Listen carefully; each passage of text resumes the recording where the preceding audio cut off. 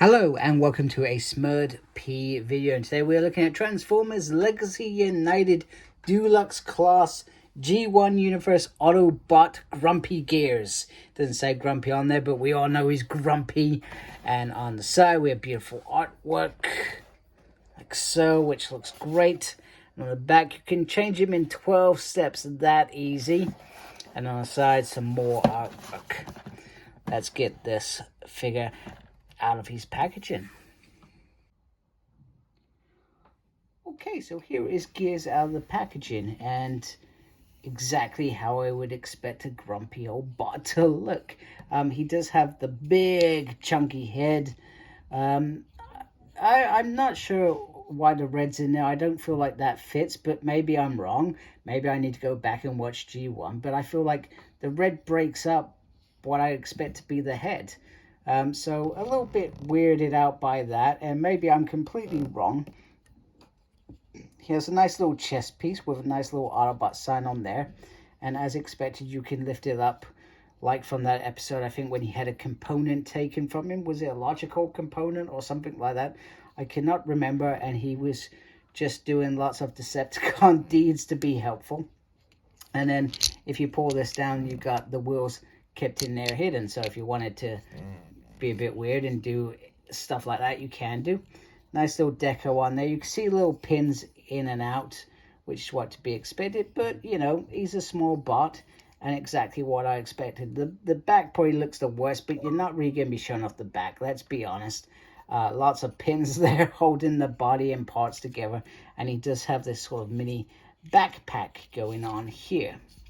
So he does come with this very cool little gun, which I'm really sorry, it's just not my thing, which is a very standard G1 gun. He does have this piece on the side, which I'm not a fan of because I don't like things poking out. That shouldn't be, because that would have been a very cool gun. But if you want, you can put that on the backpack like so. You know, why not if they couldn't find a way to just, you know, make that work and be done with it? I don't know. I'm quite satisfied with that and would be quite satisfied with that indeed. You know, hey-ho. Head can go all the way around. Big chunky little thing there. Look at that. He's got a nice wire on the back. Why me? Arm can go all the way back if you haven't got the gun in place like I did, which is not where it's meant to go. He does have double arm, the arm, which I expect is more to do with his transformation than actual articulation achievement. Got a rotating hand. He can go all the way around with his legs. He can do the full splits as well. He can kick forward. He can kick back. He can swivel there. He can go up. And he does have a little bit of a lefty. So he has some really very cool articulation in my mind, and can get himself into some very decent poses for when fighting with Decepticreeps. So what I'm going to do now is I'm going to very carefully transform him off camera, of course, because I'm terrible on camera, and we can have a look at that alt mode.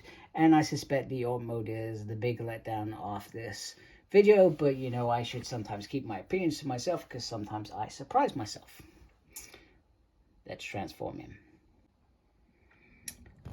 Okay, so here is Gears in the alt mode, and it rolls really well. The biggest thing, which I think most people noticed, is how the wheels don't slot in a little bit higher. I think, with the transformation, it wouldn't work because you've got all this big chunk underneath it.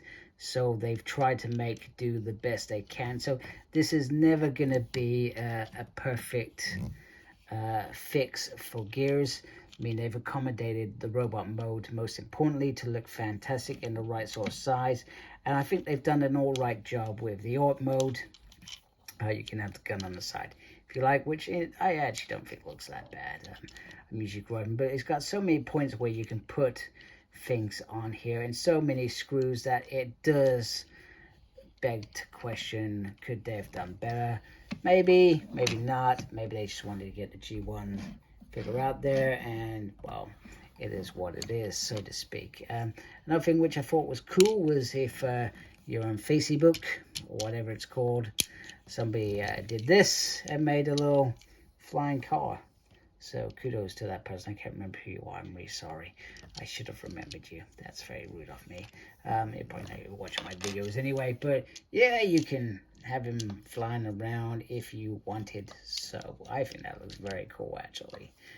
And very 80s to have a Back to the Future car going around, you know, flying around. Maybe this is what they should have been able to do. Because let's be honest, they were robots from another planet. Them just flying randomly probably would have worked. So there we go. So anyway, a very quick review. I mean, it always is with smaller bots, etc. I think Gears does the job that I would expect and delivers what I'd expect. And hopefully there's a lot of happy G1 fans out there with this figure right now, because you've I think there can't be many figures left to collect to complete a G1 Autobot team, especially from season 1. Not, I mean, I don't generally keep them anymore, which is more me and space and, you know, personal things I have to sacrifice for X-Men and other things as I do. But I think you know, if you're collecting these from a G1 perspective, you would be very happy right now. So there we go. So there is Gears. So anyway, if you like my video, do please support my channel by subscribing. Thank you for watching. Thank you to those already subscribed to my channel. Be sure you look after yourself. Very important these days. And as always, embrace the geekiness. Take care. Goodbye.